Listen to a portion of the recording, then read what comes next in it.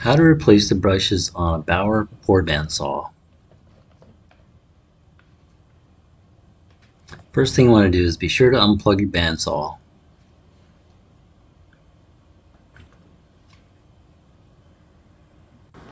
Bauer's made it really simple. They've placed two plastic threaded plugs covering the brushes. So you just simply unscrew it.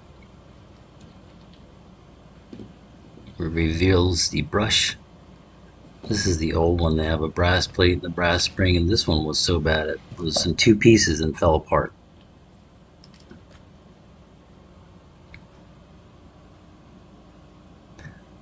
You can find the exact replacements on eBay, part number 1678E-B, and simply slide them right in the slot.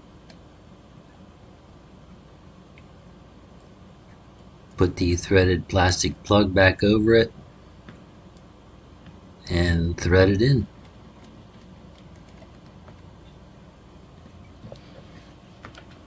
And then you do the exact same step on the other side.